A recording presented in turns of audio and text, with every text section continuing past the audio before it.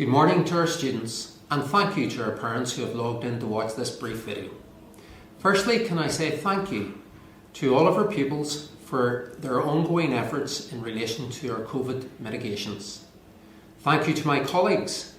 I'm very proud of the fact that we have managed to stay open throughout the pandemic, apart from obviously the 2 lockdown periods.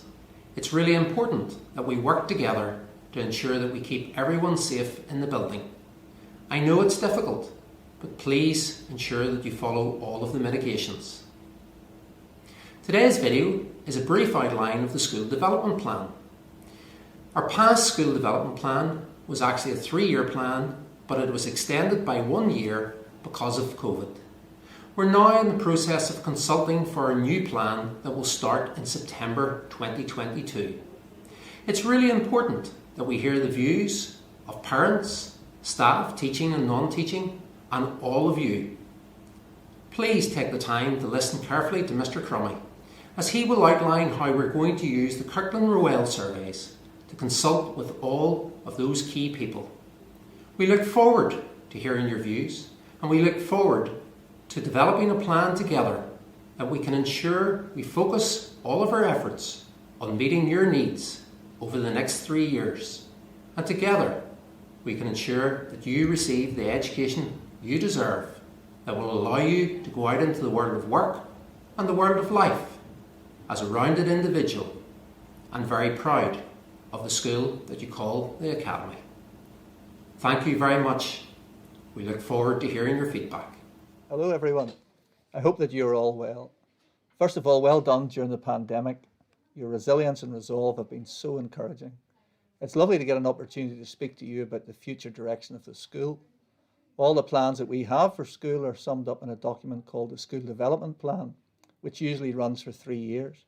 So every 3 years we refresh and refine our plans so we can be successful and keep moving forward as a school. We're very keen to get your views regarding our new school development plan for 2022 to 2025. We're constantly trying to improve the high level of education that we offer, and we would like you to tell us how well you think we're doing and your ideas for the future as well. Therefore, it'd be greatly appreciated if you can complete the survey accessed via the link provided. The results will be used as part of the consultation process to help the senior leadership team, in conjunction with the Board of Governors, formulate our school development plan for 2022-2025. The intention is to draft the plan at the end of this academic year based on the findings from the questionnaires and other consultations in preparation for September 2022. The questions in the survey and answers that you give will be analysed by the company and treated in the strictest confidence.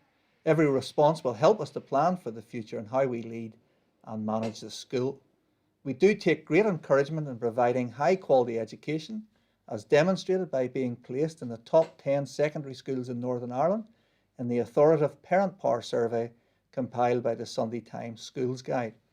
Obviously, over this last 2 years, there's been considerable disruption due to the effects of the COVID-19 pandemic.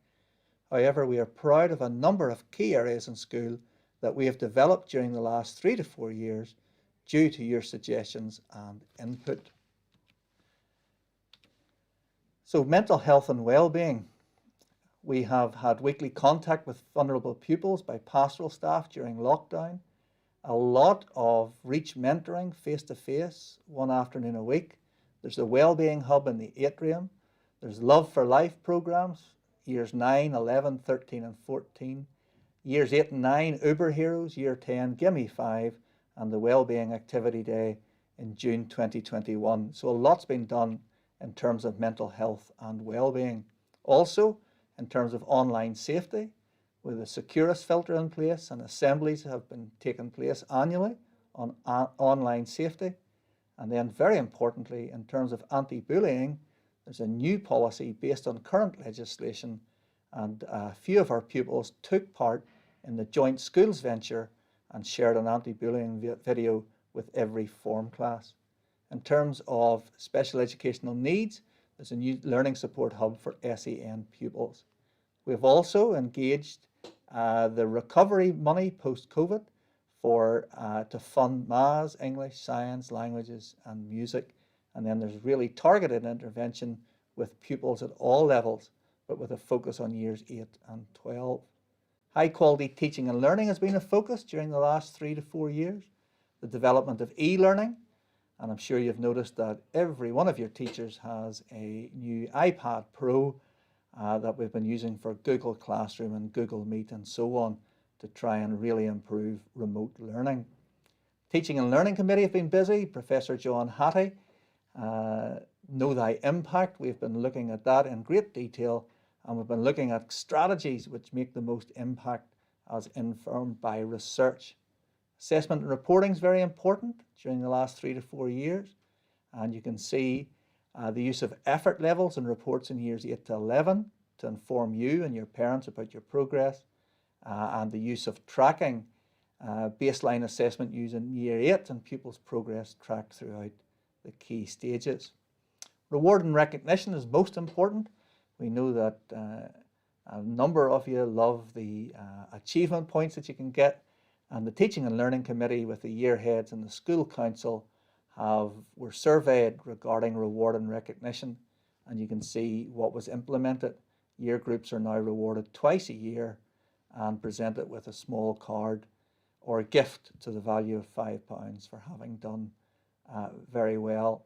And years 8 to 10 are awarded achievement points, and years 11 to 14 are nominated to the year head. Now, your voice, your input is so important, and we've tried to develop the role of the school council. You have made change with water fountains, the sixth form tie, the wellbeing hub, the timing of exams, reward and recognition, playground facilities, and so on. And the year heads have met with pupils from each year group in cluster meetings, and ideas have been brought forward from that. For example, there's a leadership program in sixth form called SOAR, and that has gone well this year. And then finally, a school connected to its community. The school council visited 20 local businesses to support reward and recognition, and there's an enrichment program for years 13 and 14, presentations and speakers on a diverse range of issues. So hopefully you can see that a lot has been done throughout the last 3 to 4 years, and we really want to thank you for taking the time to complete the survey. And remember, most importantly, your opinion really does matter. Thank you.